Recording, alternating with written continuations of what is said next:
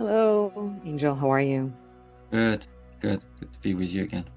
Good to be with you again. So today we're going to talk, about that topic that we can talk about forever again, and that's grounding. Mm. So why don't you start sharing, what does this word mean to you? How do you react to it? What are practices? What are philosophies? Mm. What is the way of being grounded? Yeah, I love the word because as a land caretaker, for me, it connects me back immediately to the land. I ground, you know, with the ground, with the land. Um, so for me, grounding is very synonymous with presence. It's like I'm here now. Um, I think it's very clear for probably everyone listening that we live in a world, in a Western cosmology, in a capitalistic colonial world that is very ungrounded. We don't live on our lands. We are always on the moon. Uh, we can travel on the other side of the planet in 12 hours, right, in a plane. And it's all about the up and the high and the out there, rising stock markets and higher buildings, the most expensive apartment in the building are the highest apartment, right? So we put Hmm. value on somehow this upward direction. And religious thinking also has put that out there, right? There's a God out there. And in fact, the descent, the grounding is evil. That's where the dark spirit are and things like that. So I think when we think of grounding practices, at least for me, when let's say I don't feel grounded, that I feel I'm a lot in my head, in the wind, and I want to return to my body and to the earth, I need to rest. I need to slow down a lot. For me, it's not just I feel a personal practice of returning to myself. It's also a very political act. It's also a Mm. revolutionary act. In fact, being in our bodies in the world we are today, feeling what's going on in our bodies can probably bring up the biggest revolution on the planet. Um, I think one of the reason that also we have difficulty doing it is that our bodies carry our emotional being, carry a lot of stories and emotion. And when we get to slow down, when we get to ground, to be present with the body, we often are going to feel intensified emotion. Things that we Mm. don't pick onto when we're in our mind all the time and distracted by the outside world, by social media, by work, by all the relations we meet. Once we return inside, we are going to probably feel the grief of the land, the grief of the people, the grief of the relation, the grief of the water, the grief of the forest. So I remember earlier in my grounding practices, when I started sitting, either in Vision Quest or longer sitting practice, there was a lot of fear, and I thought I was already interested. Like, what is that I'm afraid of? To just be with myself, to turn everything off, to just sit. And I realized that it was mainly unprocessed emotions and traumas that were waiting for me for a long Mm. time. And that practice is, John Macy and many elders talk about it. They say that unless we ground ourselves, unless we slow down, we are always going to be in reaction of the world. We're always going to be reacting to what's happening. Reaction is quick, it's fast, right? And wisdom, the wisdom that is carried by the land, by the ground, by the roots, by the body, require presence, slow presence with the body. Mm. And if we want to access wisdom, I mean, all our work here, we aim to go deeper into that.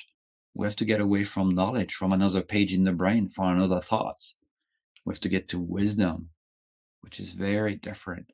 And so for me, grounding is that act, like I said, political act. No, I want to access to a deeper wisdom. I want to see myself and therefore the world differently. And I want also to walk life in a more mindful way that is not entangled in colonial thinking, in Western thinking, in ways that have created harm. But I won't see that if I'm constantly anxious and running around. Right? Yeah. There's two main images there that I wanted to kind of work with. And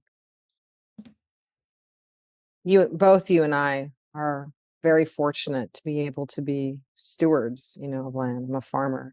And the images of grounding, not being grounded, or you're grounded, which everyone reacts to, Well, you see, that's another one, right? I know, you know, is really a return to possibility in the mother.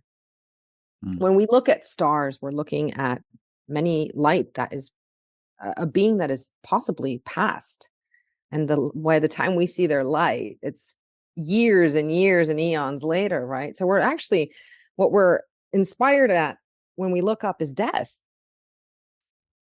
Below us is life, because below us is the seeds and the stars. So I just wanted to play with that a little bit, because I think grounded is actually where we're supposed to be going, returning back to possibility, because that's where seeds are planted. That's where earth can hold us. And then the other one is, we think that being grounded, different animals ground in different ways. And I wanted to present today the imagery of birds and how they ground, because birds can ground even when they're flying, because they have a sense of who they are, that sense of gravity, and they ground in a very different way in their innate core beingness, right? And that's how they are able. Many people think, oh, they ground where they sit on a tree or they have to come down. No, they can ground because they have that gift. They have wings. We don't. We lost them, right? To be in that element. And so birds represent an opportunity for humans to start really sitting with them and observing them. And many times you can see a bird grounding when they're actually resting in the wind, right? Soaring, right? Everyone thinks soaring is like, oh, I work really hard and I get up there and then I'm amazing. It's like, no, it's using air currents. It's grounded in the air. It's not using a lot of its energy. And so I think that idea of being grounded is to know who you are in your core beingness, not flap around, right? Losing energy, expending energy beyond. And that's kind of what you were talking about. We live in this world that is always about motion and emotion and riding the wave of that, right? And reacting, because we're all little universes, right? We're all little universes. And so I see grounding as an opportunity to stay in your orbit, use the orbit, that energy to be able to come back, right? Instead of being like, oh, I want to get into that person's orbit or that person's orbit, or I want that, or I want that. Then that's when climates and planets collapse and clash, right? And so I think grounding is can be an internal rhythm of beingness, where you allow yourself to be held by the gravity, right? The gravity, the actual physical gravity of this planet, to stay in your orbit and welcome you back to a place where things actually grow from the ground up. Yeah, I love that. I was thinking of the wild turkey that we got a lot here in the Northeast. And I worked with a Lenape elder for many years. We're on Lenape territory here. And she was telling me, she said, the turkey used to fly. They used to be great birds and they could soar and fly. And one day, creator asked them to become land caretaker. And so the turkey decided that they won't fly anymore. They will stay on the ground. I mean, they can jump in trees and fly a little bit, but they're definitely not good at flying anymore. And they decided to be in service of the land. And they do a great service by scratching the grounds and moving seeds around. And, they do great land caretaking. So for me, they are a little bit this messenger between the bird and us.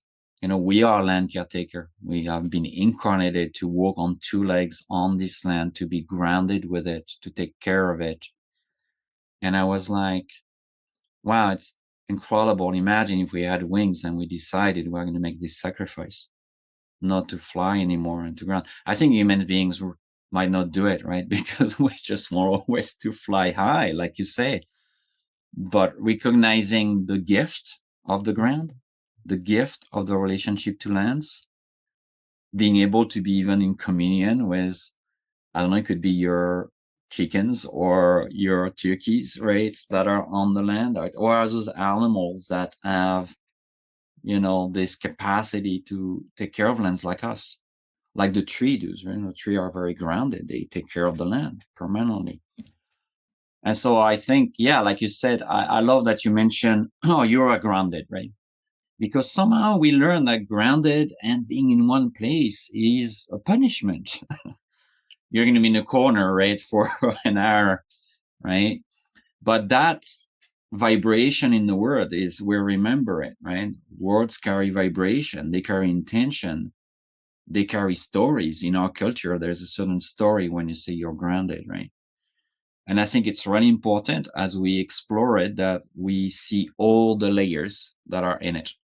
The emotional layer, the layer around our culture, the layers around religion and our relationship to land, the layers about the descent versus the ascent. And I'm not saying one is better than the other, but we've clearly been put down on this earth. And that's where we're going, right? Ultimately, as we age, we're going to bend a bit closer to it. And then we're going to go back in that land. So I think, spirit, nature is showing us something, and we need to pay attention to that. And there is something really beautiful to be that seed. Yeah? Not just the farmer or the gardener, but to be the seed. What kind of seed do we want to be? How do we plant ourselves? How do we ground ourselves? What does that seed require to really thrive, to become the most beautiful self we can be, right? Yeah. Yeah. So beautiful. I think I love turkeys, by the way. But the other, I think, animal that can also teach us is the pigeon, Mm. right? In the story of, the Torah and beginning stories of the Bible, uh, when they're looking for ground, right? When Noah and his ark, sends out birds. And the pigeons don't come back. Some possibly die. Other stories say that they found land. It was the dove that returned to humans. And that's hence then they think that the dove is peace, right? And so to human, we use the dove. But pigeons have been used for communication from humans all time, but they found ground first. Mm. And they knew to stay grounded, right? Because they knew, wow, okay, here we are. We have to continue. And pigeons get a bad rap, just like turkeys. So I think today these two beings are coming into the circle for people to start looking at relationship and wisdom keepers, because turkeys and pigeons are wisdom keepers. Mm. Right? We only think as eagles and doves and jaguars and deers as wisdom keepers. But today, as we explore groundedness as an opportunity to return to an internal state of belonging, I hope today all of us can find a place in our hearts for the turkey and the pigeon. Mm. Beautiful. Thank you, Marita. Oh, thank you.